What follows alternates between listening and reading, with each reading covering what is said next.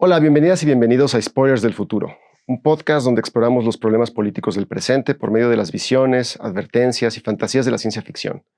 Yo soy Fernando Nieto, profesor de Gobierno y Administración Pública en el Colegio de México. Y yo soy Humberto Beck, historiador del pensamiento político en la misma institución.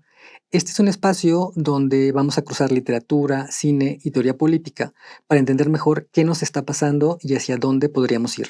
En cada episodio vamos a tomar una obra de ciencia ficción, un libro, una película, una serie, y la usamos como excusa para pensar temas urgentes. La vigilancia, el colapso ecológico, el populismo autoritario, la desinformación, el futuro del trabajo o el fin del mundo, si es que llega antes. Y como el nombre del podcast lo advierte, sí, vamos a tener aquí algunos spoilers, no del futuro, aunque eso está por verse, pero sí de las historias que vamos a discutir. Así que si no han leído o visto la obra de la que hablaremos hoy, este es su último aviso.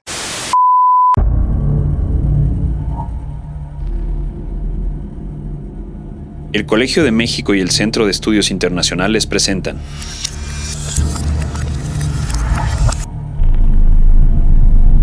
Spoilers del Futuro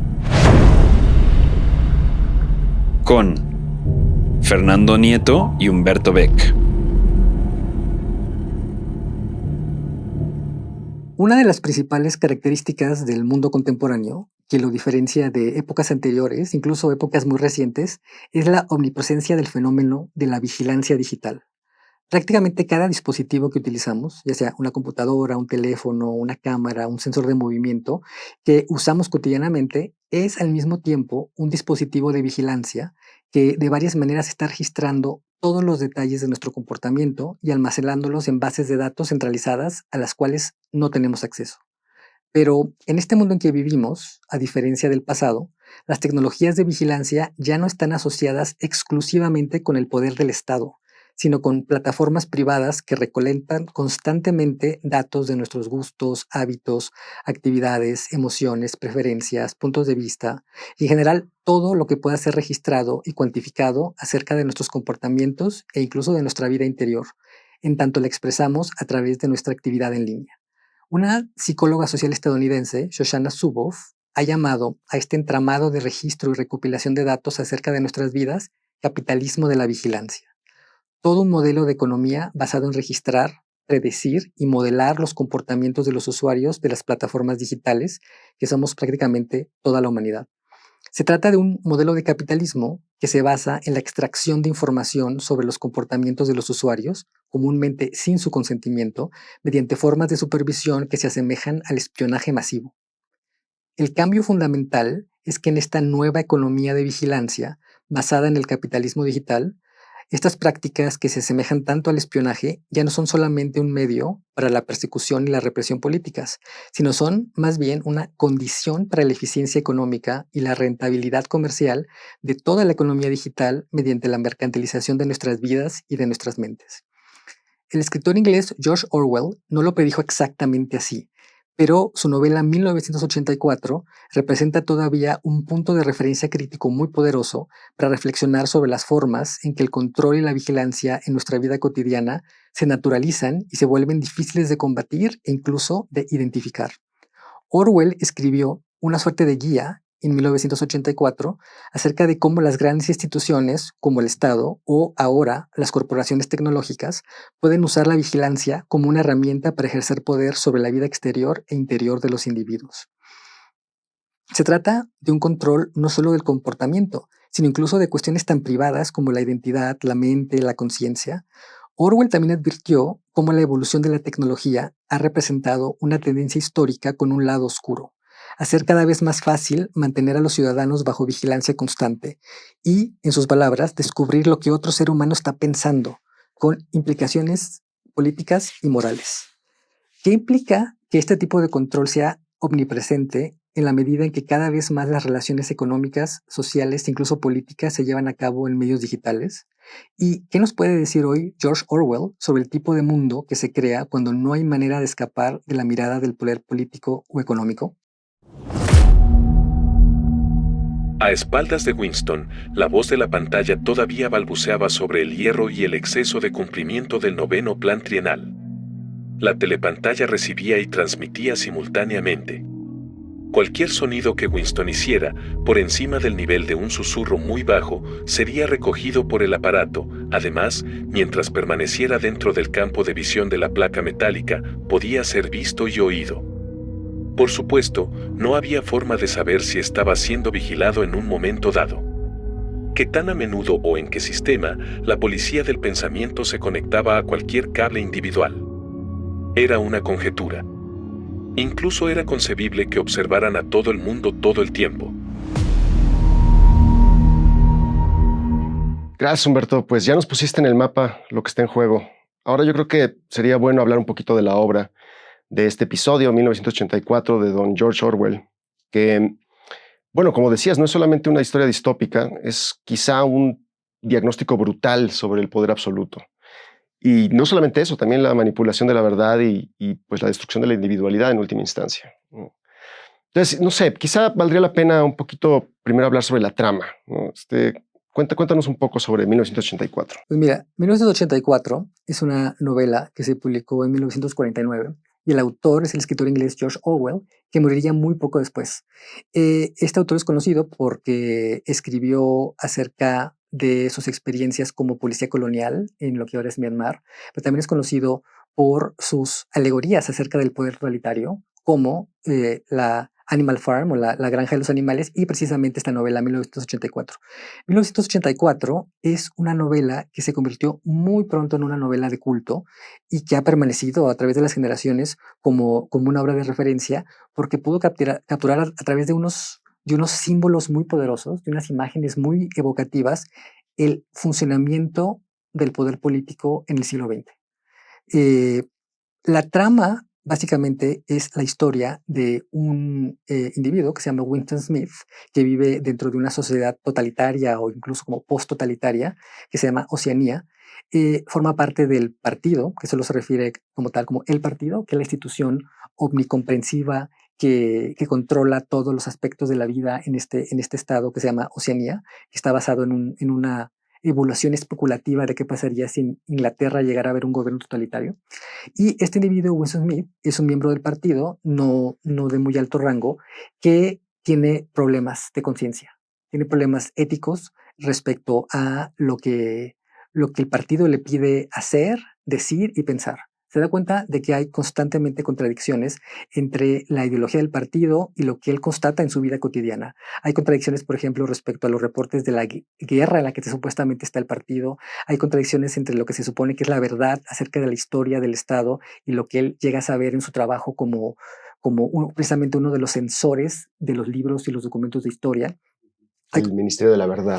Sí, Winston Smith justamente trabaja en el Ministerio de la Verdad, que es uno de los 4 grandes ministerios del gobierno de Oceanía, de este gobierno totalitario, post-totalitario, y que se trata precisamente de controlar la forma en que se registra la historia y el presente. Él trabaja editando las fotografías, editando los textos, borrando lo que ya no es conveniente al discurso del poder en ese momento, y él mismo se da cuenta de que hay contradicciones, y él mismo se da cuenta entonces de que hay algo que simplemente no va con la idea, no va en esta ideología que rige todos los aspectos de su vida y con lo que se supone que es la dignidad de un ser humano, de tener derecho a la conciencia, a la individualidad, al pensamiento propio.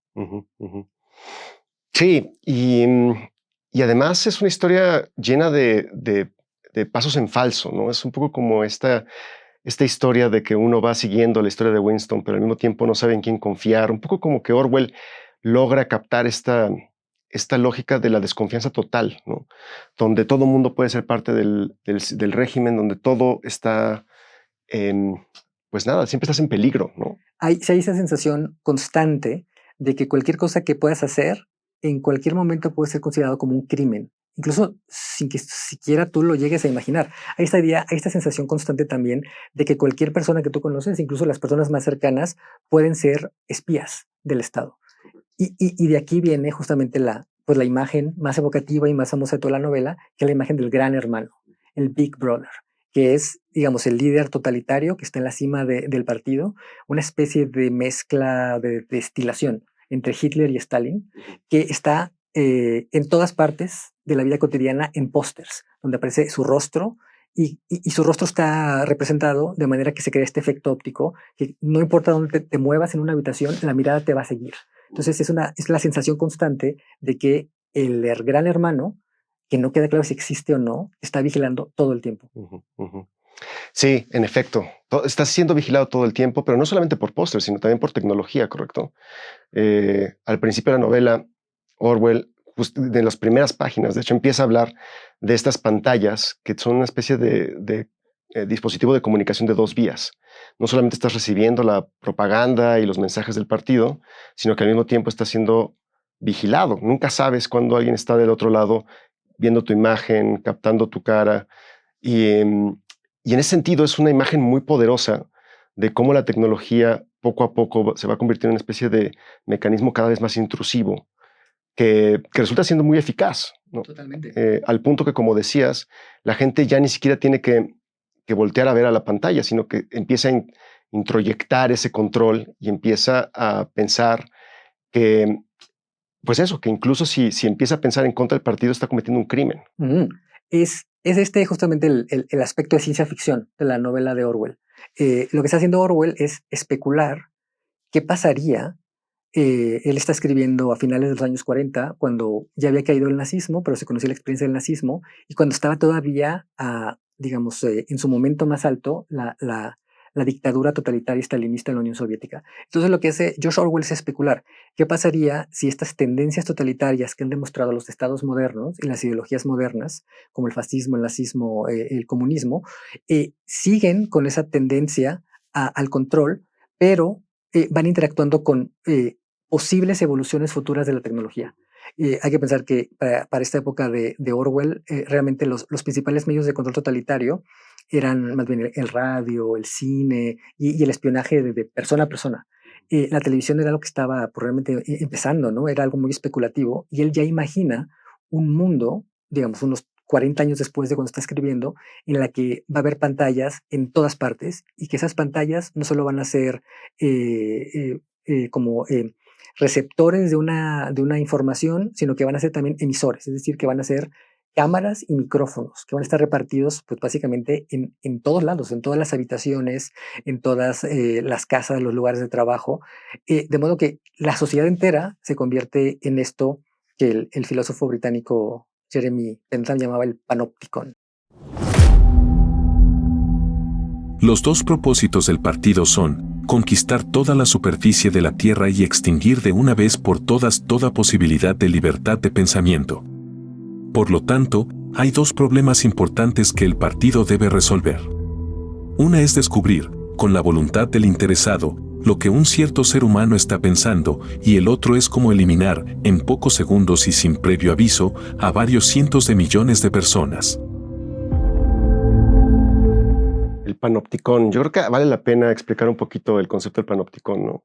Bentham, en realidad, lo que piensa con el panopticón, él estaba pensando en una cárcel. Sí, ¿no? sí, un lugar físico. Un lugar físico, exacto. Y él lo que piensa es una especie de torre, imaginemos un espacio circular, en el que en las paredes de espacio circular están todas las celdas donde están los presos.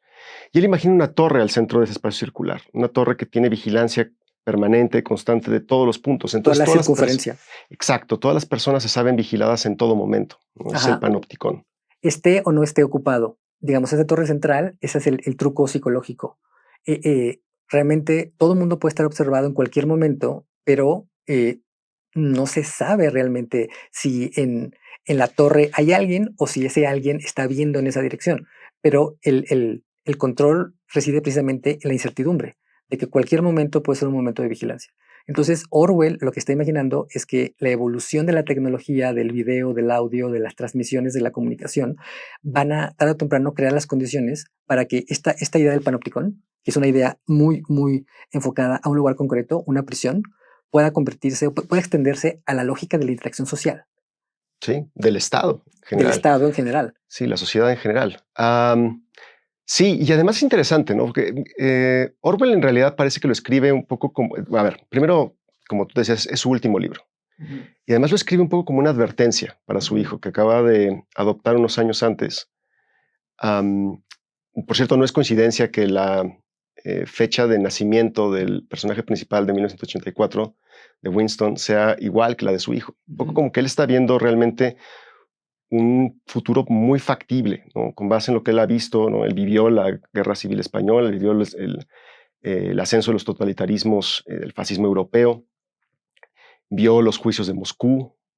Entonces, él sabe que estas cosas no son meramente especulativas, o sea, que estas cosas pueden realmente suceder y que este puede ser un camino, pues sí, distópico, pero que también puede ser un camino que puede caminar muy probablemente la humanidad en los próximos años. Ese es el valor, yo creo, justamente de la ciencia ficción. Que la ciencia ficción, digamos que especula sobre posibilidades de cosas que no son, pero a partir de tendencias que identifica en su presente. En este caso, George Orwell lo que identificó en su presente fue esta tendencia de la coexistencia o de la sinergia bastante negativa entre las tendencias del Estado moderno, las ideologías totalitarias y la tecnología que lo iba a permitir. O iba a permitir la realización práctica de estas como ambiciones de control total. Entonces él justamente lo que hace es especular, pero de manera informada, a partir de las tendencias que él experimentó en su propio tiempo. Y es así como inventa, a la vez que no solo inventa, sino que retrata crímenes que uno no se pudiera haber imaginado antes que pudieran haber existido. Por ejemplo, el hecho de que todas las interacciones sociales están potencialmente siendo observadas, crea crímenes que antes eran inimaginables, como los crímenes faciales, que son crímenes que consisten en que uno pone una cara que no corresponde con lo que se supone que tendría que demostrar en su actitud, en su estado de ánimo, en su gestualidad, un miembro entusiasta del partido. Entonces, si se anuncia que el Estado de Oceanía ganó una batalla en la guerra, o se anuncia que se cumplió una meta de producción de algún tipo de producto, pues debes de, se supone, supuestamente celebrar, aplaudir, entusiasmarte. Si alguien no hace ningún gesto, si alguien incluso hace un gesto de disgusto, este es un crimen ideológico que se puede penalizar incluso con la muerte. Sí, es muy interesante, ¿no? Cómo la lógica totalitaria en el caso de 1984 es radical, ¿no? Todos participan en la vigilancia. Y desde luego está el papel de la tecnología, que si quieres ahorita hablamos un poquito de eso porque me parece muy importante. Pero no es solamente eso, todos participan, ¿no? Hay esta parte muy famosa de cuando habla de los niños, ¿no? Cómo los niños se convierten en dispositivos ellos mismos de vigilancia, que denuncian a sus padres, que están vigilando quién está haciendo cosas que no debería. Es brutal, porque en última instancia lo que pasa es que los individuos nunca saben cuándo están siendo vigilados, ¿no? La vigilancia es absoluta. No existe tal concepto como la intimidad en el mundo de Orwell. No, el objetivo, de hecho, como lo retrata Orwell, de este tipo de gobierno totalitario o ultra totalitario que él imagina, es desaparecer la individualidad, la privacidad, lo que se llamaría tradicionalmente el fuero interior, que fue sin duda uno de los proyectos de los regímenes totalitarios del siglo XX, del nazismo, del estalinismo, solo que, bueno, como sabes, hay mucha discusión sobre si de veras lo lograron. Es imposible, ¿no? Era imposible controlarlo todo. Pero de que lo intentaron y lo quisieron, los líderes totalitarios como Hitler o como Stalin, lo intentaron y lo quisieron, lo ambicionaron. Orwell lo que imagina entonces es un mundo en el que la evolución tecnológica, en ese momento pues muy especulativa, propiamente la ciencia ficción, una ciencia ficción distópica, hace posible en términos prácticos la ambición totalitaria final, que es destruir la individualidad. La idea de que no puede haber ningún resquicio de ser tú mismo, no puede haber ningún resquicio de subjetividad, no puede haber ningún resquicio de una vida interior, porque a la medida que exista ese espacio, hay también espacio para el disenso respecto al régimen. Correcto, y esto resuena un poco con la famosísima policía del pensamiento, que es el dispositivo que utiliza Orwell justamente como esta agencia, ¿no? En el caso del partido, que se encarga justamente de eso. De hecho, en algún momento dice que es la agencia más eficaz de todo el Estado, ¿no? Y cuyo propósito es ese, el de reducir la individualidad al mínimo posible. De tal manera que pues nada, las personas no cometan estos crímenes mentales o crimentales, como les llama en la novela, ¿no? Ahora, lo interesante es cómo en este caso, o sea, digamos, qué tipo de resistencia puede haber en un mundo como este, ¿no? De totalitarismo radical. Y aquí un poco es donde entra algunas de las ideas más interesantes de la trama, ¿no? Cómo hay pequeñas cositas que van saliendo a lo largo de la historia que van, pues eso, que van tratando de dar destellos, ¿no? De individualismo, de resistencia, ¿no? El diario que empieza Winston, por ejemplo, ¿no? El que sabe que no debería de tener un diario, que sabe que no debería estar registrando cosas. De hecho, hay un momento en el que se siente que ya no hay marcha atrás porque ha escrito, ¿no? Una cosa que nos parecería totalmente inocente, ha escrito una frase abajo al gran hermano. Y con eso empieza digamos, una especie de dominós que se van cayendo y que siguen con la relación que establece con otra persona, con un miembro del partido, con Julia, que empieza, digamos, como a pensar en la existencia de una posible red de resistencia, ¿no? La hermandad, que nadie sabe realmente si existe o no existe, y que, digamos, otros elementos que se van agolpando por ahí.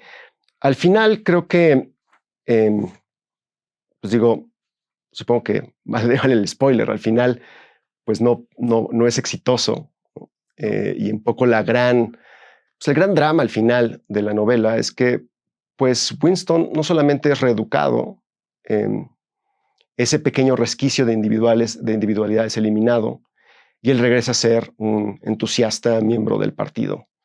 Un poco el triunfo del totalitarismo, ¿no? Es muy ambivalente la novela en ese sentido, porque por un lado el final es desolador, el final es absolutamente desolador, pero por otro lado no puede uno no entusiasmarse, incluso por ejemplo ahora yo que la estaba releyendo y que ya sabía en qué terminaba, no puede uno no entusiasmarse cuando ve que los protagonistas de la historia, que son Winston Smith y Julia, que es otro miembro del partido, que también trabaja en el Ministerio de la Verdad, empiezan a ejercer estos pequeños actos de resistencia, que consisten, en primer lugar, en dudar. Básicamente, su resistencia consiste en dudar de que la verdad manufacturada por el partido sea realmente verdadera. Y después empiezan a ejercer su individualidad con actos de resistencia que parecerían nimios, como la escritura de un diario, como mencionabas, o simplemente tener una relación personal auténtica, digamos, que no está mediada de ninguna manera por algún designio ideológico o por alguna actividad del partido, sino que es realmente una relación personal espontánea. Esa es la resistencia. Claro, claro. Porque además, como digo, ya un poco son detalles, ¿no? Pero también parte de, por ejemplo, de lo que organiza esta sociedad tiene que ver con la prohibición de las relaciones sexuales, ¿no? Hay una liga antisexo y parte, en efecto, de esta resistencia tiene que ver con ir en contra de estos elementos muy básicos, ¿no? De rescatar estos resquicios de intimidad, de poder conectar con otra persona en un nivel humano distinto al que establece la política. Lo cual implica que muchas de las conexiones empiezan con cosas muy pequeñas, ¿no? Los pequeños guiños y demás. Otro personaje muy importante es O'Brien, ¿no? Que es otro de los elementos de la novela, porque el partido no es solo un partido. Hay el partido interior y el partido exterior, ¿no? Y hay el proletariado, que es, digamos, como el resto de la sociedad. Winston pertenece al partido exterior, que, digamos, serían como algo así como las bases, ¿no? del partido. Una especie de clase media. Exacto, ¿no? Y luego está el partido interior, que es la clase privilegiada. La élite. La élite del partido, ¿no? Que por cierto tiene privilegios entre otras cosas, como por ejemplo apagar las pantallas. Ajá. ¿No? Ellos pueden en algún momento decidir cuándo son observados y cuándo no son observados, ¿no? Pero bueno, mi punto es que O'Brien es otro personaje interesante, ¿no? Y ellos terminan acercándose, Julia y Winston terminan acercándose a él justamente porque piensan, ¿no? Porque sueñan en realidad, ¿no? Hay es un poco la motivación, que no hay otra, no hay una racionalidad detrás, es una intuición individualísima. Y se acercan a O'Brien para, digamos, para buscar una complicidad. Buscar una complicidad. Su disenso respecto al partido. Y eventualmente O'Brien es quien los acerca a este libro, el de Manuel Goldstein, ¿no? Que es donde se empieza a, digamos, como un poco a vislumbrar cuáles son los elementos programáticos de esta agenda totalitaria, ¿no? Y uno de esos elementos programáticos tiene que ver con el control del lenguaje, que es una cosa muy importante para Orwell. Bueno, y muy importante desde luego en 1984, ¿no? Cómo el lenguaje se empieza a convertir en un dispositivo de control total de lo que puede o no puede pensar la gente. Y dentro de este dispositivo está el doublespeak, ¿no? La doble lengua, la neolengua, que es esta digamos, como esta manufactura del lenguaje, de tal manera que se vacían los conceptos y los conceptos empiezan a significar al mismo tiempo lo que significan y lo que no significan. O sea, como el mismo concepto conlleva su negación, pero no solo eso, sino que conlleva la falsedad. Entonces, al final, no es solamente que uno pueda pensar mal, sino el partido intenta incluso evadir esa posibilidad a partir del lenguaje. Entonces, tú a partir de cómo hablas, cómo te relacionas con las personas, ni siquiera tienes que plantearte la posibilidad de que vas a cometer un crimen, porque no existe la posibilidad. Esta es también otra dimensión de ciencia ficción. Parecería que no, pero esta es otra dimensión de ciencia ficción de la novela de Orwell. Él aquí lo que está haciendo es identificar la tendencia y la simplificación del lenguaje que ya existía en el nazismo y el estalinismo. Por ejemplo, incluso la palabra nazi es una abreviación de nacionalsocialista. Y como esa que se volvió la más famosa, había decenas o cientos de términos, tanto en el mundo totalitario de Alemania como en la Unión Soviética. Y entonces lo que hace Orwell es tomar este hecho histórico de su presente y especular qué pasaría si esa tendencia continuara llevando hacia su última consecuencia, que es la simplificación absoluta del lenguaje, de manera que no solo la gente ya no quiera tener opiniones disidentes por miedo a la represión violenta, a la tortura, a la cárcel, a la muerte, sino que no pueda pensar distinto, porque el lenguaje no lo permite. El lenguaje está tan simplificado y está tan estructurado de acuerdo a la concepción del mundo que es favorable a los designios de dominación totalitaria del partido, que simplemente es imposible pensar distinto. Sí, y al final, pues eso, al final triunfa la incapacidad de pensar distinto. Al final el Estado totalitario gana, la lógica totalitaria gana, y ese es el gran drama de 1984, ¿no? Como tú decías, ese es el fin desolador con el que termina esta novela. Ahora, lo interesante, te decía hace un momento, no es solamente, digo, es una novela que se ha comentado muchísimo, ¿no? Pero creo que sí hay distintas lecturas que se le pueden dar a 1984, y una de ellas tiene que ver con el papel de la vigilancia tecnológica. Y quizá valdría la pena, ahora que ya tenemos un poco como cuál es el panorama de la novela, de la trama, de los personajes, ¿no? Hablar un poquito de qué nos dice eso, cuáles son los reflejos del presente que se hacen evidentes en 1984. Yo creo que hay al menos dos importantes, ¿no?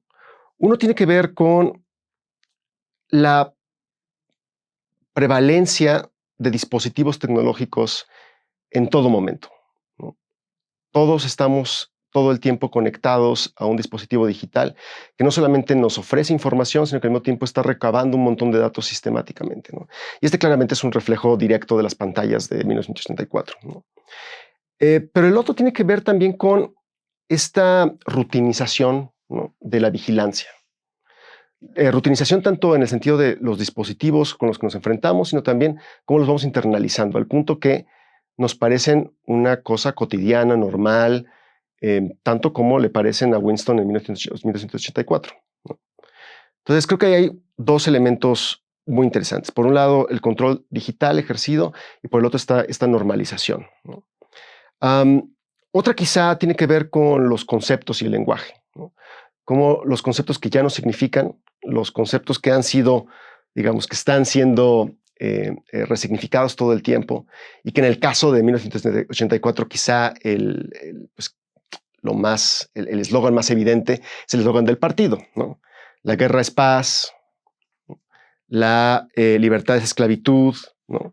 En fin, digamos, como estas contradicciones que se empiezan a ver, y que de nuevo también creo que hay unos reflejos muy interesantes en cómo se está configurando el espacio público actualmente, ¿no? Y en ese sentido también hay pues es un reflejo de 1984 actualmente. Hay algo profundamente orwelliano en la sociedad contemporánea, y un riesgo de que se hayan vuelto tan populares las metáforas o las imágenes de 1984 es que se pierda el filo crítico de ese análisis, de esos conceptos, de esas imágenes, como decirlo, esas alegorías que Orwell creó.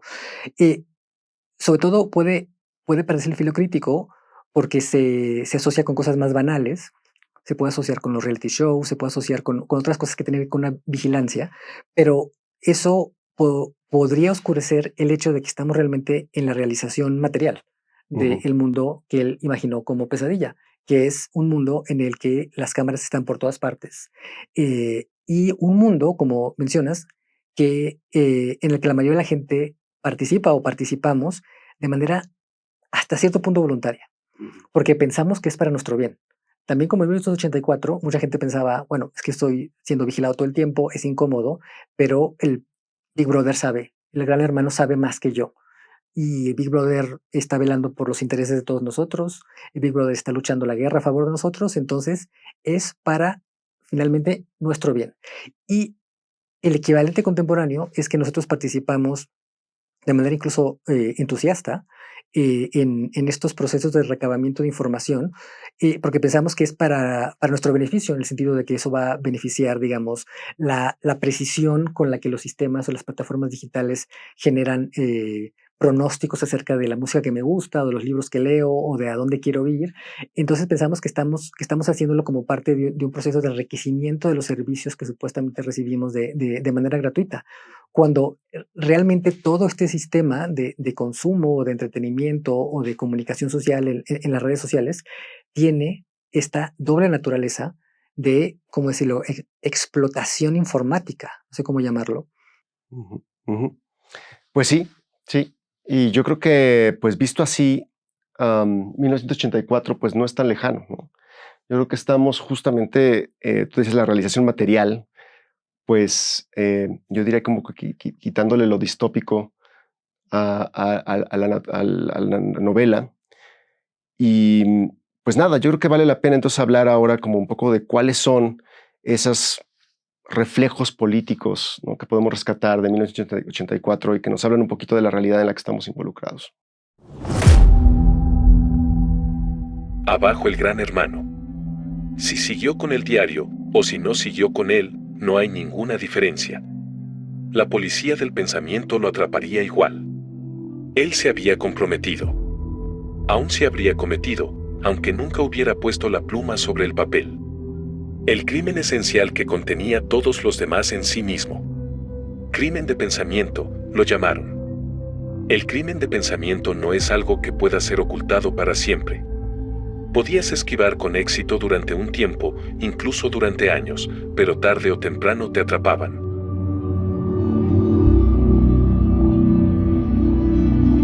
Oye, Humberto, ¿tú cuánto tiempo estás pegado al celular? Pues mira, yo de vez en cuando le echo un ojo a como esta aplicación que tiene el teléfono que mide cuánto tiempo estás en las pantallas, y es bastante. O sea, en todo caso es bastante. Digamos, cualquier cosa, Pero si no quieres dar un número. digamos que es suficiente para que me sienta incómodo. Ya, yo también. Muy incómodo. Lo hice ayer y sí es un tiempo que nada, que es muy considerable, la verdad, si lo piensas en el tiempo limitado que son 24 horas al día. Es que ya supone, digamos, ya supone que realmente el uso del dispositivo digital, en este caso el teléfono inteligente, es como coexistente con nuestra conciencia. O sea, en el momento que te levantas hasta el momento que te duermes, hay una interacción constante con el teléfono. Exacto. Sí, sí. Esta idea de que lo primero que haces es ver tus mensajes, lo último que haces en la noche es revisar unos TikToks y demás, ¿no?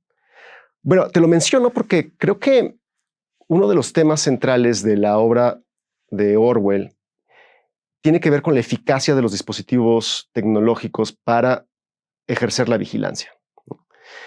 Y en ese sentido es muy interesante porque cómo esta dependencia que hemos generado de la tecnología digital, y no solamente son los teléfonos, ¿no?, también son las apps de todo tipo que tenemos, las redes sociales, incluso en el trabajo, ¿no?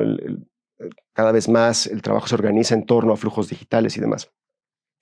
Pero cómo esta nueva realidad digital en la que vivimos, pues nos habla de que ese panóptico que imaginó Orwell y que era un panóptico ejercido desde el Estado, en realidad es un panóptico que ya está esparcido por todos lados, incluso en el ámbito, pues, no solamente del consumo y de lo comercial, sino también de lo privado, de las relaciones de amistad, familiares, etcétera, ¿no? Es ese panóptico que se desbordó y que está en todos lados. Y yo creo que ahí radica parte de la eficacia de esta tecnología, es decir, más allá de los fierros tecnológicos, ¿no?, y de que claramente tenemos ahora mayor capacidad de procesamiento y tenemos mayor hay centros de datos por todo el mundo, ¿no? Que están recabando un montón de información y que ciertamente esa parte, digamos, del hardware y del software es muy importante para entender la eficacia.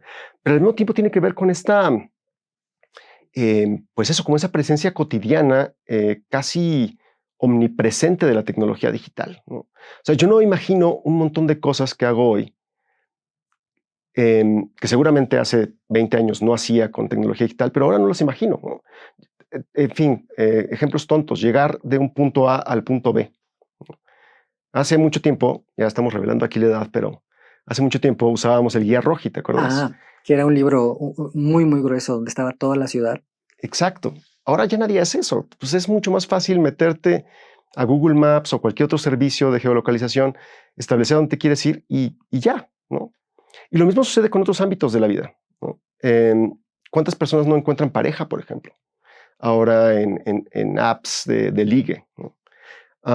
En fin, creo que un elemento muy importante y que creo que sí es pues nada, un reflejo directo de lo que pensó Orwell, tiene que ver con esta omnipresencia de la tecnología. Sí, exacto. Yo creo, y esto ya lo hemos conversado, que llegamos a un mundo muy parecido al mundo que imaginó Orwell en 1984 mediante la tecnología digital, pero llegamos por una vía que no fue la que imaginó Orwell.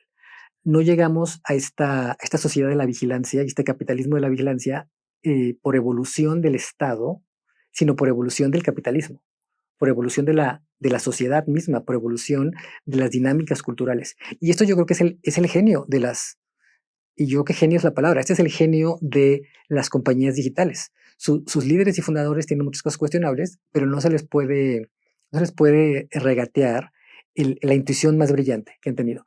Que fue convertir todos estos procedimientos de vigilancia que nos están absorbiendo información todo el tiempo en un objeto de deseo. Cada vez que sale un nuevo dispositivo, ya sea el nuevo iPhone o el nuevo teléfono inteligente o el reloj digital, ahora los lentes digitales, que son otra nueva manera de estar recabando información. Bueno, la gente no solo se resiste, sino que se apresura a conseguirlo. Pero es como si estuvieras comprando, bueno, el mejor micrófono para que te estén espiando. Entonces, este es el genio del capitalismo digital contemporáneo, que eso sí no lo previó Orwell, que fue mezclar todo este entramado de vigilancia con el deseo individual. Nosotros interactuamos todo el tiempo en las redes sociales, como dices, buscando ya sea información o entretenimiento, o buscando compras, o buscando pareja, o simplemente interactuando con los amigos o con la familia, pero todo este entramado de relaciones sociales es simplemente una manera para que los algoritmos que están detrás de estas plataformas digitales conozcan con todo detalle quiénes somos, qué queremos y, sobre todo, para que ellos puedan predecir hasta cierto punto qué es lo que queremos, qué es lo que vamos a querer mañana. Correcto, correcto. Porque el punto es ese, ¿no? En este capitalismo de vigilancia, nosotros somos la mercancía más importante. O sea, nosotros y nuestros datos, ¿no? Y creo que ese es un punto importante a subrayar, porque muchos de los datos que están siendo recabados se recaban no solamente de manera constante, sino de manera involuntaria. Creo que a lo mejor a veces no nos damos cuenta, pero en nuestro comportamiento en línea, la manera en la que interactuamos, las páginas que abrimos, los términos que buscamos en los buscadores de Google, en fin, los likes que damos, todas estas son pedazos de información que revelan parte de quiénes somos. Y esto se convierte en un activo muy importante en este nuevo capitalismo de la vigilancia, porque no solamente permite conocernos cada vez más, sino que permite anticipar qué es lo que vamos a hacer, ¿no?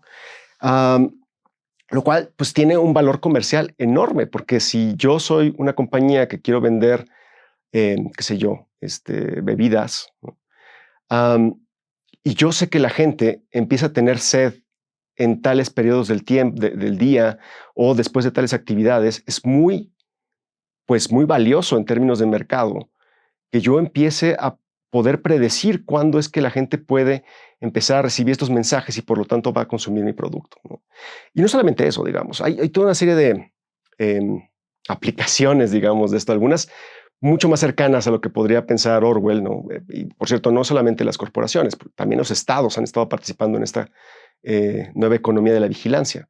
caso quizá más famoso en México últimamente fue el caso de Pegasus, un software de espionaje militar que desarrolla una compañía en Israel y que el Estado mexicano compró en el sexenio de Enrique Peña Nieto, y que famosamente se desplegó en una serie de mensajes, llegaba por SMS a las personas, y que una vez que las personas como que interactuaban con ese SMS, pues nada, pero su teléfono se convertía literalmente en un dispositivo orwelliano de recolección de información, lo cual pues tenía pues fines muy pues, oscuros de vigilancia de personas que trabajan en la sociedad civil, de defensores de derechos humanos, en fin, las personas que le podían dar problemas al régimen, ¿no? Un poco en la lógica orwelliana, ¿no?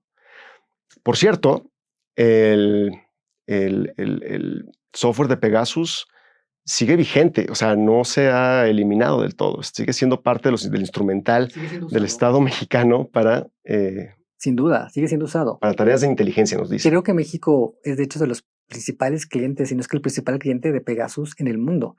Y seguramente ahora hay muchísimas personas que están siendo monitoreadas mediante este software. Y es muy interesante, es muy bueno que menciones este caso de Pegasus, porque creo que es un caso extremo de lo que sucede en general con cualquier tipo de interacción que tenemos con las plataformas tecnológicas. Y otra forma de plantear el mundo en el que vivimos es tratar de entender de dónde vienen estas fortunas inimaginables de los dueños de las compañías digitales, de dónde vienen estas gigantescas fortunas, por ejemplo, de Mark Zuckerberg. Y viene justamente de estos procesos de espionaje masivo. Hubo un momento, digamos, hace unos 20 años, que las plataformas digitales muy incipientes en esa época, y por el año 2000, 2003, 2004, se tuvieron que enfrentar a una pregunta, que es cómo monetizamos nuestro producto. Estaba, por ejemplo, los fundadores de Google, que tenían este fantástico algoritmo para la búsqueda de información en Internet. O estaba, por ejemplo, Mark Zuckerberg y Facebook, que creó esta plataforma para la interacción de perfiles, primero de estudiantes universitarios en Estados Unidos, que después se abrió a todo el mundo, pero que no tenían originalmente una manera clara de cómo generar ingresos. Pero muy pronto ambos, pero primero fueron los de Google, se dieron cuenta de que la clave estaba en mercantilizar los datos que de manera involuntaria todos generamos al interactuar con las plataformas.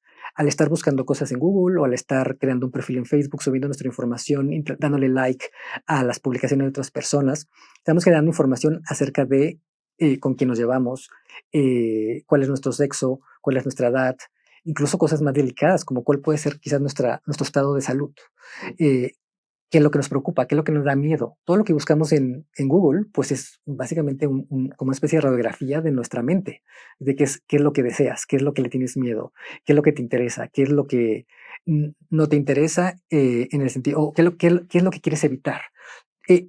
Al principio, todo esto pasaba de manera más o menos inocua, en el sentido de que no se hacía nada con esta información, pero muy pronto los dueños de las plataformas se dieron cuenta que todo eso era una mina de oro infinita, porque al tener esa acumulación de información acerca de quién eres, y es aquí donde se cumple la fantasía orwelliana del control del pensamiento y de la vida interior, porque estamos haciendo este retrato indirectamente a través de nuestros likes y nuestras visitas en las páginas de internet y a quién seguimos, a quién no seguimos, etcétera. Bueno, toda esa información se dieron cuenta que podía convertirse en una mercancía y que podía generarse un nuevo mercado que no existía, que era el mercado de vender los perfiles de los usuarios para, por ejemplo, hacer anuncios más precisos. Entonces, bueno, ya saben que tú eres una persona de tal edad, que le gustan tales cosas. Entonces, eso lo venden las plataformas para que las compañías que venden ese producto te hagan un anuncio que es para ti, para el perfil de persona que eres. Entonces, eso creó este nuevo mercado que ahora básicamente se alimenta de seguir espiando lo más que puedan, porque entre más tengan información, más pueden saber qué es lo que tú quieres y te lo pueden ofrecer, y sobre todo, más pueden especular sobre qué es lo que vas a hacer, pueden predecir tu comportamiento. Y Y luego se da el siguiente paso, que esto es básicamente lo que estudia esta psicóloga social que se llama Shoshana Zuboff en su libro La Edad del Capitalismo de Vigilancia. Dice, primero está esta recopilación de información y la generación de perfiles para, por ejemplo, hacerte publicidad específica a tu perfil demográfico. Pero luego hay un siguiente paso, que es todavía más perverso y más orwelliano, que es que las plataformas digitales y las apps, etcétera, se configuran de manera tal que puedan inducir tu comportamiento para que las predicciones que se hicieron con la información que tú diste sean cada vez más precisas, de modo que se valoricen más en el mercado. Y entonces lo que crean es entonces esta serie como de, la palabra en inglés es nudge, esto es como empujoncitos para que tú hagas ciertas cosas, para que compres esto, para que vayas a tal lado, para que reacciones de cierta manera, de modo que se empalme cada vez más lo que ellos predicen con lo que tú haces y todo el negocio del capitalismo de la vigilancia sea todavía más rico. Exacto. Y hay una serie de trucos, ¿no? Es una bolsa de trucos, estos notches de los que tú hablas, que además creo que donde son más claros es en las redes sociales y que van desde dar like, ¿no? Sentirse, que un poco construye sobre esta psicología muy humana, ¿no? De sentirse apreciado, ¿no? De sentir que está teniendo ciertos bienes psicológicos, que me den like, que las cosas que estoy publicando sean apreciadas por otros, que tiene que ver con la duración de los mensajes, ¿no? En general los mensajes en redes sociales son cortos, usualmente como nuestra atención. Entonces, por eso ves que los TikToks son videos chiquitos, ¿no? Videos cortos. Cada vez más acelerado. Más acelerados que te mantienen enganchado, ¿no? Ese es un poco el asunto, que cuando la atención de las personas se convierte en la mercancía fundamental para poder, digamos, para poder seguir extrayendo información sobre ellos, pues es muy importante que la gente se mantenga enganchada a estas cosas, ¿no? Entonces, bueno, tiene que ver con la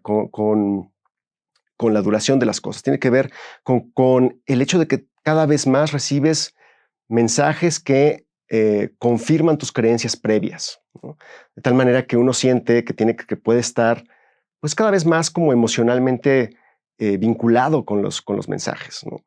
Tiene que ver con las cámaras de eco, ¿no? Este fenómeno de que uno siente que le están dando la razón todo el tiempo, porque lo que escucha es una especie de reverberación de sus propias opiniones, de sus propios gustos, en fin, ¿no? Entonces creo que toda esta cajita de trucos, ¿no?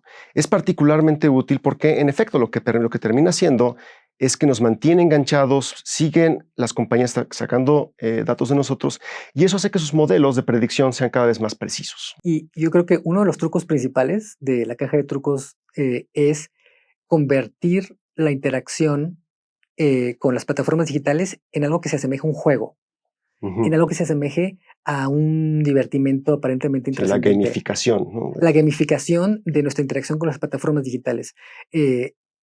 Seguramente han notado, ¿no? Seguramente has notado que desde hace algunos años han empezado a surgir estos jueguitos, estas aplicaciones en las que consisten en que tú tienes que subir tu imagen para que luego te creen cómo te vas a ver de viejo, o cómo te verías si fueras mujer. O, por ejemplo, ahora en la ola más reciente de esta tendencia fue esta tendencia de la giblificación. Entonces, bueno, todo esto son como literalmente trampitas para que tú subas tu foto.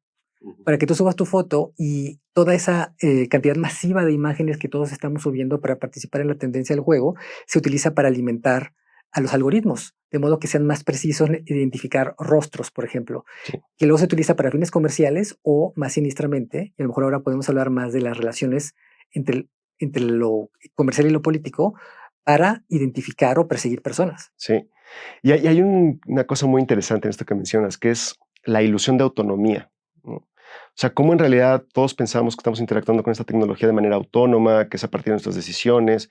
Es más, suponemos que todos estos comportamientos, o sea, todos estos dispositivos que extraen información son en nuestro propio beneficio, tienen que ver con una experiencia mucho más, pues no solamente personalizada, sino más alegre, más, ¿no? Que si yo doy mis datos a la aplicación de liga es mucho más fácil que voy a encontrar el amor.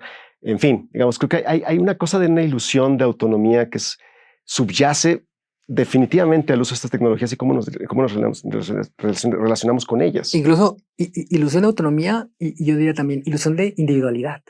Correcto. Lo que explotan las tecnologías digitales y las plataformas, las redes sociales, es que usándolos vamos a ser más nosotros mismos y que usándolos vamos a poder ser más individuales, vamos a poder ser más singulares, vamos a poder ser más originales, cuando en realidad pues todo es una trampa. ¿No ves que el objetivo de la neolengua es reducir el rango de pensamiento?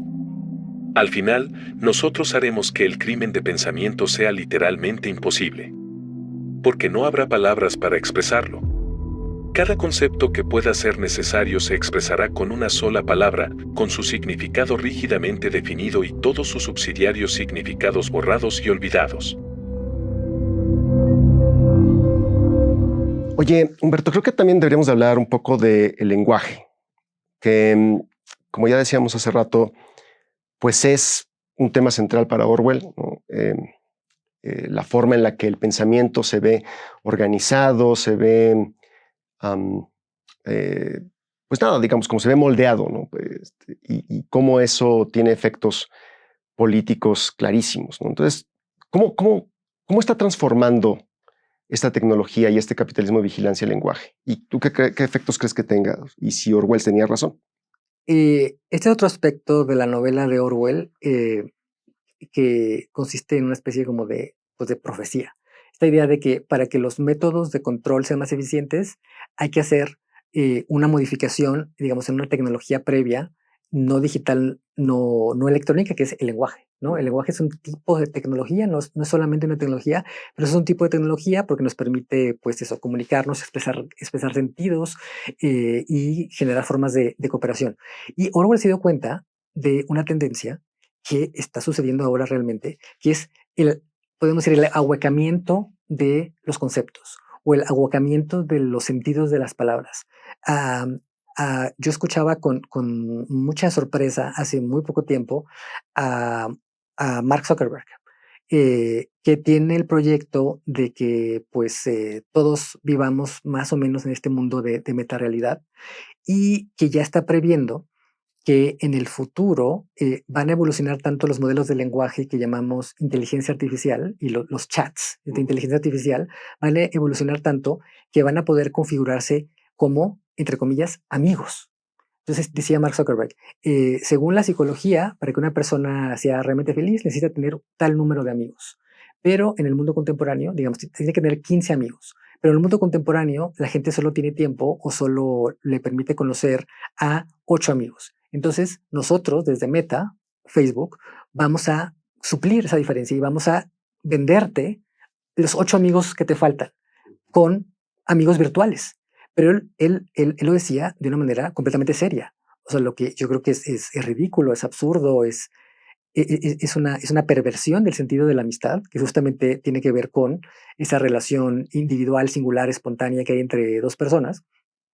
Bueno, él claramente está anunciando que su proyecto para los siguientes años va a ser monetizar la amistad de estos como maniquíes digitales que son los modelos de lenguaje, que son su supuesta conciencia que está del otro lado cuando estás chateando con ChatGPT. Entonces ellos van a crear como perfiles individuales que sean así, tal persona de tal edad, para que tú tengas la sensación ficticia de que estás conversando con alguien y que te conoce, que se preocupa por ti.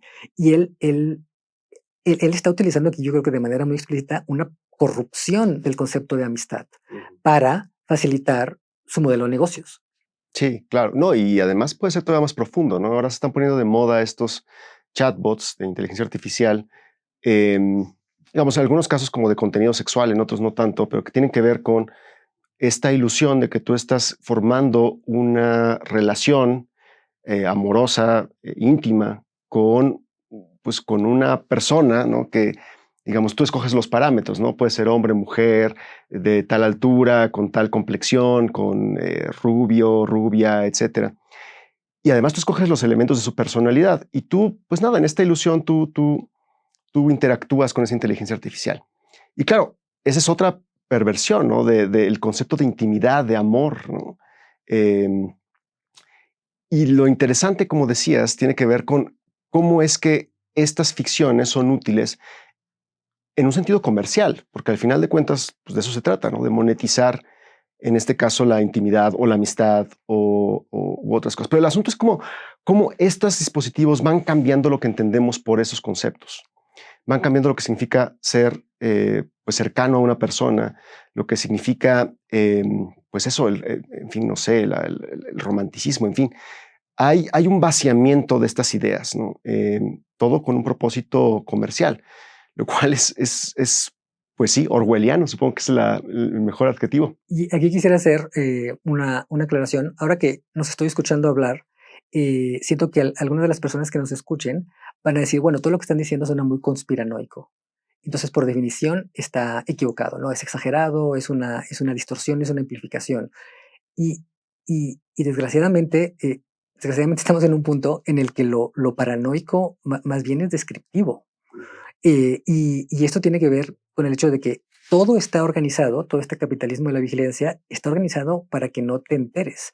Por ejemplo, algo tan sencillo como estos acuerdos, como supuestos contratos que tienes que aprobar cuando empiezas a utilizar una app o un servicio digital o un dispositivo, que están hechos con toda la intención de manera ilegible. Sí, los términos y condiciones. Los términos y condiciones, que son páginas y páginas de letritas en un lenguaje tediosísimo, que lo que están haciendo es el notch, el empujoncito, pero aquí en el sentido negativo de que no lo leas, para que tú entres en una ficción legal, en la ficción de un contrato, en el que tú estás supuestamente asintiendo que absorban, que recopilen y que después mercantilicen vendiéndola toda tu información.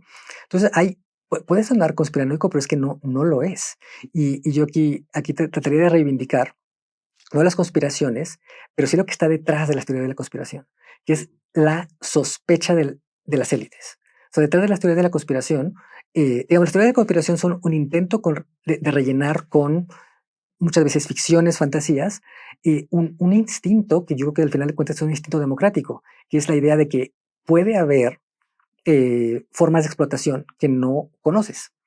Digamos, yo creo que ese es un instinto crítico democrático, incluso republicano, que es bastante sano, que se ha desvirtuado porque ese instinto democrático de desconfiar de las élites ha sido rellenado con ficciones, con ficciones absurdas, con ficciones ridículas. Pero eso no quiere decir que esté mal el instinto original, que es la postura de sospecha crítica frente a las élites. Claro, claro. No, porque además los elementos están ahí, y no solamente estas cosas de las que estamos hablando en términos de, pues nada, de cómo interactuamos con las redes y los dispositivos y demás, sino también las cosas que no conocemos, porque eso también es una cosa importante subrayar. Mucho de cómo funciona este capitalismo de vigilancia no nos es conocido. Los algoritmos con los cuales digamos, la arquitectura digital de estos sitios, de estas apps, son cosas que no conocemos. Y en el mismo sentido que Orwell hablaba de cómo el lenguaje organiza a una sociedad, bueno, digamos, que propone los parámetros básicos de interacción política en el caso de 1984, en ese mismo sentido los algoritmos y esa caja negra, porque en realidad nunca los conocemos, organizan esas cosas, qué es lo que se permite, qué es lo que no se permite en el ámbito digital, qué es lo que podemos ver, qué es lo que no podemos ver, qué es aquello que nos causa problemas, ¿no? Hay una cosa muy interesante, ¿no? De cómo luego uno nunca sabe por qué a uno lo penalizan en las redes sociales, ¿no? Uno pone una fotografía que parece ser inocente en Instagram, por ejemplo. Te la bajan. Y te la bajan, y no solamente te bajan, sino además te castigan, te sacan, ¿no? Te dicen tanto periodo tú no puedes te suspenden la cuenta. Exacto. Entonces hay también una función de policía. Sí. ¿No? Detrás de esto, y que está anclada, insisto, en una cosa oculta. Hay una caja negra detrás de todo esto, lo cual no solamente yo creo que, suena conspiranoico, pero es que esa es la realidad de cómo operan estos mecanismos. Es como si, digamos, tienen tanto poder los algoritmos de los dispositivos tecnológicos o de las plataformas digitales, tienen tanto poder que podemos decir que es una especie como de poder constitucional. Los algoritmos, al mediar tanto los parámetros de la interacción, de con quién hablas, cómo hablas, qué compras, cómo lo compras, cómo expresas lo que dices y quién ve lo que dices, tienen una especie como de poder legislativo, solo que privatizado. Sí. Por las compañías digitales. Entonces es completamente legítimo, primero, sospechar de qué están haciendo con ese poder, y en segundo lugar, pues cuestionar lo que están haciendo con ese poder. Sí, y además subrayar que no, o sea, las ramificaciones de esto no solamente son comerciales, son profundamente políticas, ¿no? O sea, ¿cómo se ha dado el uso a estos dispositivos de vigilancia? ¿Cómo se utilizan los datos que recaban? Ya están teniendo cada vez más efectos pues en cosas tan básicas como las elecciones, por ejemplo, en los sistemas democráticos, ¿no? El caso más famoso quizá de los últimos años fue el de Cambridge Analytica, una compañía que analizaba perfiles, de nuevo, con base en la interacción que tienen las personas en redes sociales, y que literalmente le vendió en este caso, a la campaña de Donald Trump en su primer periodo, la primera vez que quiso ser presidente, le vendió eso, la posibilidad de ofrecerle mensajes personalizados que sabían que eran mucho más, pues digamos, que podían ser mucho más intensos, que podía eh, sacar una reacción mucho más virulenta, justamente haciendo esta especie de targeting, ¿no? A partir de los perfiles. Y claro, con las consecuencias que conocemos, ¿no? Entonces, sí hay unas consecuencias políticas muy, muy graves, digamos. No es solamente, es otra dimensión, digamos, como esta, pues lo que podría sonar a paranoia, pero que en realidad no lo es. No lo es. No es solamente, pues uno podría pensar, bueno, es que son redes sociales, ¿no? ¿A quién le importa? No, no, esto tiene consecuencias de cómo vivimos cosas tan fundamentales como la democracia, el Estado constitucional, quién tiene derecho o no a participar en la esfera pública, qué opiniones se escuchan y cuáles no. O sea, estos elementos que son constitutivos, como decías tú, de elementos, fenómenos políticos muy básicos, están siendo afectados por este capitalismo de vigilancia. El caso de Cambridge Analytica es muy ilustrativo de las posibilidades de manipulación que este capitalismo de la vigilancia puede generar. O sea, una consultora política a la cual tiene acceso, compra datos recopilados por Facebook, de modo que puede saber dónde están y quiénes son los electores que están, digamos, como en la tablita de votar o no por Trump en las elecciones, y entonces les hacen una campaña de publicidad especializada para que ya no estén en la tablita, sino que voten por Trump. Y como sabemos, debido a la naturaleza del sistema electoral norteamericano, justamente esos miles de votos pueden definir toda la elección. Algo parecido hicieron también con el referéndum del Brexit en Reino Unido, que también se ganó por un pelito. Y entonces estas manipulaciones de la información tienen consecuencias, como vemos, pues históricas, que pueden cambiar el sentido de la geopolítica global, de la evolución económica, de la democracia. Y lo más inquietante de todo es que esto de Cambridge Analytica, que pasó pues hace ya casi una década, en realidad pues fue como el tráiler, fue como el preview de cosas mucho más fuertes, mucho más vastas que están pasando ahora. Hay una compañía en Estados Unidos que se llama Palantir, que curiosamente también tiene un nombre derivado de una referencia literaria, en este caso de El Señor de los Anillos. Palantir en El Señor de los Anillos, la novela de Tolkien, es una especie como de piedra, como una especie de, pues como de bola mágica en la que la gente puede ver a distancia. Entonces, con toda la perversión, estas personas, que son Peter Thiel y otros, crearon esta compañía que se llama Palantir, que se presenta como una compañía de análisis de datos, pero en realidad es una compañía de espionaje a gran escala.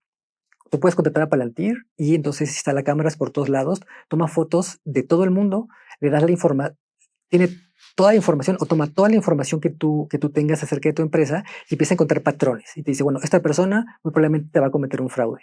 Esta persona muy probablemente te va a criticar y es tóxica. Entonces, ya, ni siquiera se trata de una investigación judicial o policíaca, porque eso implicaría que ya pasó el crimen. Se trata de una investigación que quiere adelantarse a supuestas violaciones. Digamos, si fuera solamente privado, ya sería muy problemático. El tema es que no es solo privado. Palantir, por ejemplo, con sus algoritmos y su búsqueda de patrones y sus cámaras y sus investigaciones exhaustivas, es una de las principales herramientas de ICE para la identificación y deportación de migrantes indocumentados en Estados Unidos. Sí. Claramente, además, estas son tecnologías que además se están utilizando cada vez más en Estados Unidos. Por cierto, no solamente estados autoritarios, como tú decías, ¿no? El caso más famoso es el de China, ¿no? Y su tecnología de reconocimiento facial, sus sistemas de puntos cívicos, y cómo todo el mundo está siendo vigilado en China y, pues nada, en el momento en que te cruzas una calle donde no deberías, te restan puntos, en fin. Sino que también está siendo cada vez más utilizado en las democracias occidentales, ¿no? Y muy probablemente estas tecnologías van a seguir siendo utilizadas y van a escalar aún más, ¿no? O sea, esto no como decías, esto ya no es un preview, esto ya no es un trailer, esto es una realidad de cómo están funcionando los regímenes políticos en todo el mundo. Y mucha gente habla, por ejemplo, de justamente del el Brexit y del triunfo de Donald Trump como el punto de inflexión de un cambio de era global, en términos de retroceso democrático, en términos de ascenso de la extrema derecha. Y es que eso fue de la mano de este otro punto de inflexión, que fue la manipulación política del funcionamiento del capitalismo de la vigilancia. Y ese es el mundo en el que estamos ahora. Sí, sí. Y nada más déjame platicar otro tema, Humberto, porque creo que hay otra dimensión que a mí me parece muy interesante de todo esto, porque parece que estamos hablando de un mundo muy opresivo, ¿no? De un mundo muy oscuro y demás, pero al mismo tiempo yo creo que hay toda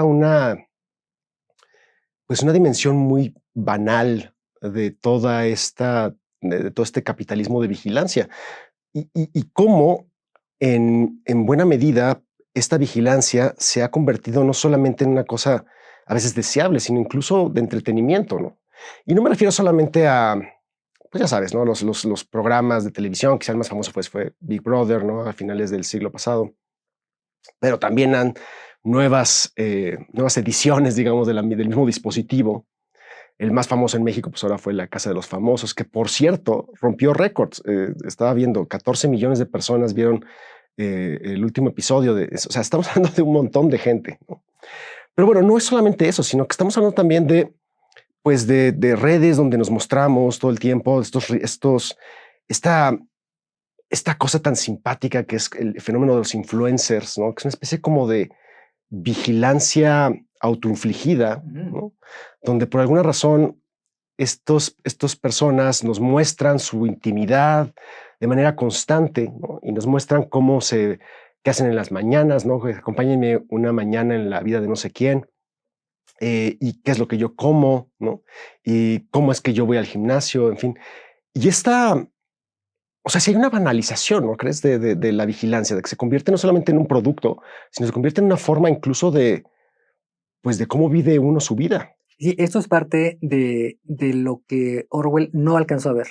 Él imaginó que iba a ser, digamos, esta generalización de la vigilancia el resultado de acciones represivas y que luego, mediante la manipulación ideológica, la gente iba a pensar que era para su bien. Pero no previó que los métodos de vigilancia del capitalismo digital se iban a banalizar de esta manera a través de una idea muy, muy sencilla, que es espectacularizar la participación en los sistemas de vigilancia.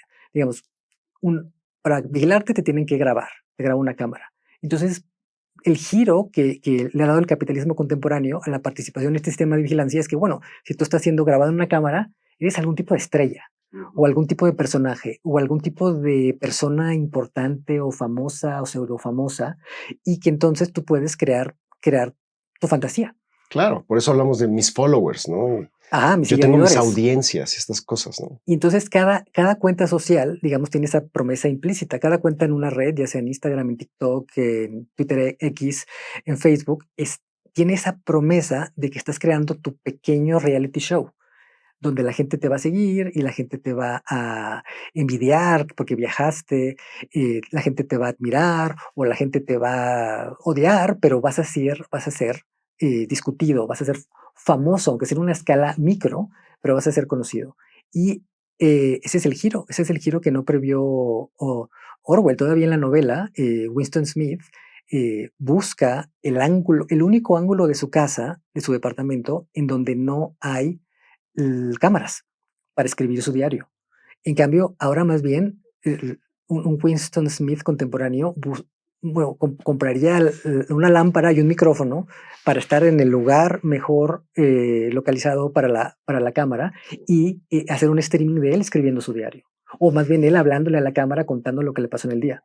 Sí, sí, qué poderoso, ¿no? Y cómo, pero digamos, lo interesante de todo esto es cómo pues un poco contradice la lógica de Orwell, ¿no? Porque en realidad no es un control por miedo al castigo, sino que en realidad tiene que ver con la seducción del espectáculo, ¿no? Con este control con base en lo que nos causa placer. En ese sentido, quizá Huxley, ¿no? Que sería otro autor muy importante en Brave New World, Un Nuevo Mundo, pues él sí lo vio, y él sí vio este giro de cómo la vigilancia del futuro no necesariamente iba a estar anclada en el miedo y la coerción, sino muy probablemente en aquello que nos da esperanza, aquello que nos da felicidad, ¿no? Lo cual, por cierto, a mí me parece una conclusión aún más ominosa, porque si bien en el mundo de Orwell podríamos imaginar todavía una especie de resistencia, ¿no? De esas personas que ven esa barbarie, que ven ese mundo horrible, oscuro, que nos pinta en 1984. Las personas todavía podrían tratar de regresar, ¿no? Como hace Winston cada vez que va a la tienda de antigüedades y ve como cositas que le inspiran, ¿no? No, yo creo que ese mundo, en realidad, cuando lo que nos controla es lo que nos da placer, hace que el control sea aún más inescapable.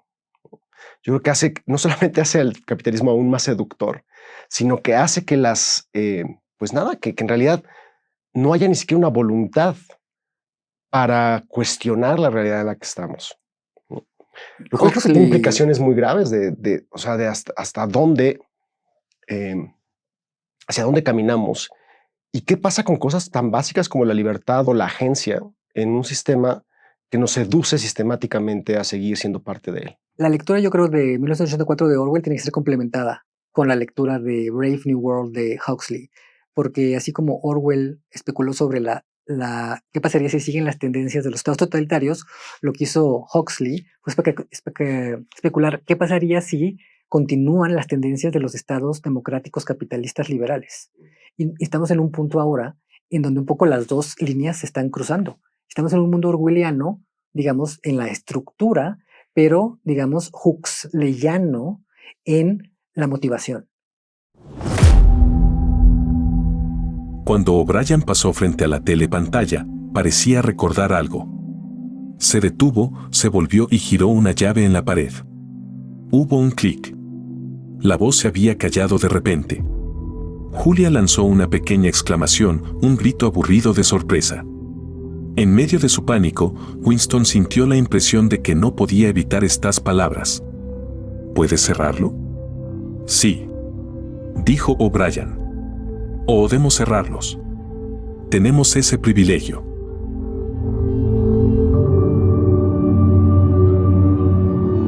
Bueno, Fernando, pues hemos recorrido un largo camino desde el Londres distópico de Orwell hasta el presente de nuestros celulares de última generación. En el próximo episodio, dentro de un mes, hablaremos de la novela El hombre en el castillo o The Man in the High Castle de Philip K. Dick. Y queremos invitar a nuestros escuchas a leer la novela para que puedan unirse a la conversación. Pues gracias por escucharnos. Esto fue Spoilers del Futuro. No olviden seguirnos, compartir y enviarnos sugerencias para futuros episodios. Nos escuchamos pronto con otra historia del futuro, que quizá pues ya nos alcanzó. Esto fue una producción de la Coordinación de Educación Digital del Colegio de México.